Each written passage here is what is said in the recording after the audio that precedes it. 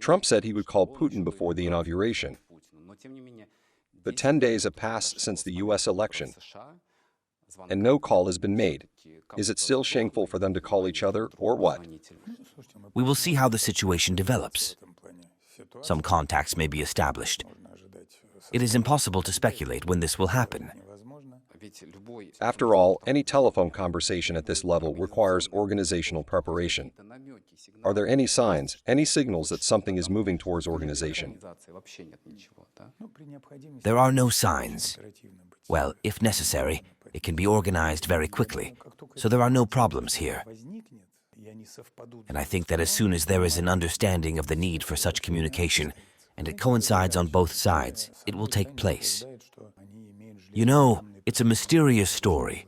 The publication itself claims that they have ironclad confirmation that this conversation took place, and that without it, they would not have published this report.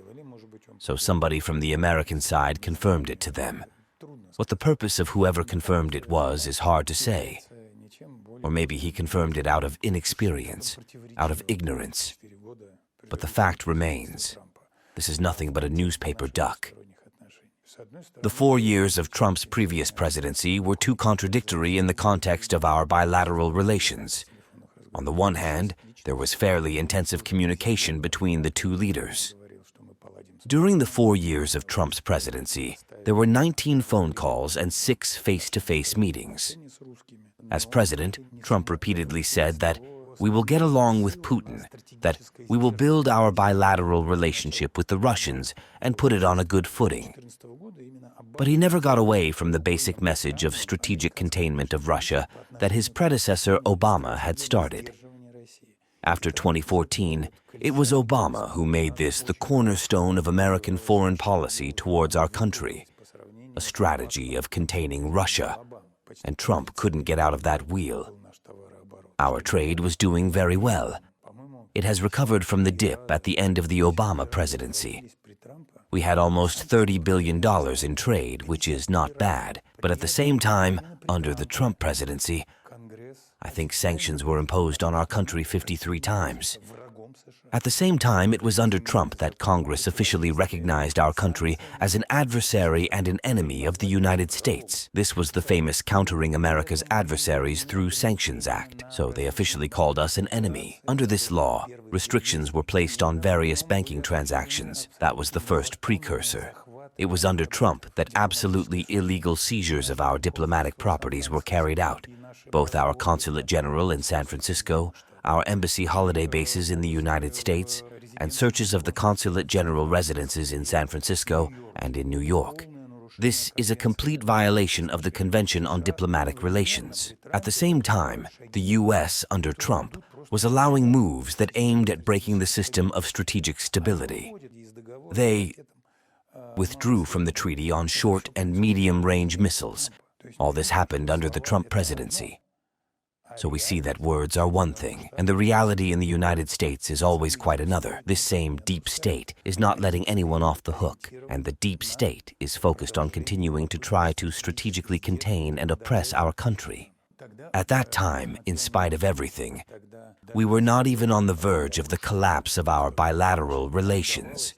We managed, despite all the costs, despite all the unthinkable things that happened, it was still hard to imagine at the time that such a collapse of bilateral relations as we are now witnessing was possible. Trump said again that we have to get peace in Ukraine. Everybody is talking about it. And we are saying that we want the Kiev regime to stop killing its own people, to stop sending them to their deaths, and to stop killing Russian people in their own country. Does the U.S. have a geopolitical interest in peace in Ukraine? At the moment, Ukraine is not the object of their efforts, but a tool in their fight against the object.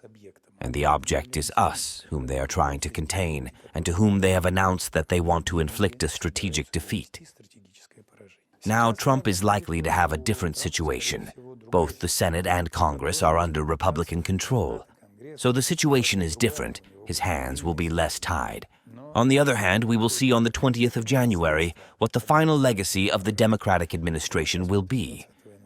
No one should be deluded, that's for sure. Absolutely not. This is absolute political myopia. You can see that the President-elect of the United States is now fully engaged in the process of forming his new team. The process is so noisy that there are some well-known names for the United States, including some that are well known to us. Surely when Trump nominates a candidate, he is well aware of the nature of the person's application and position on certain international issues. Does that mean that Trump fully agrees with that position? I don't think so. And then, any appointee, when he enters his department, don't forget that all the information that flows to him is provided by who? He is provided by the very government machine that is usually not particularly affected by election results. It's the first conversation in 2 years. Who initiated it? The German side. The conversation took place at the initiative of the German side. It certainly proves its importance. However, no convergence of views can be seen. Therefore, certainly there are rather serious disagreements, but the very fact that the dialogue took place is positive. How long did this phone call last? An hour. And what language did President Putin speak? Russian, of course, through an interpreter. I mean, that kind of talk, even being fluent in German. Yes, definitely. What was the tone of conversation? As far as I know, judging by how the sides stated their stances, it was a rather factual talk, thorough and quite frank. In your opinion, why did the phone call happen now, when there have been none for 2 years?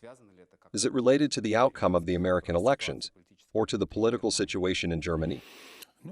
The situation has its own path of development, and no doubt all the factors may be coming together in such a way that a political will to resume dialogue arises. It can only be welcomed, especially since President Putin has repeatedly said that he is open to talks.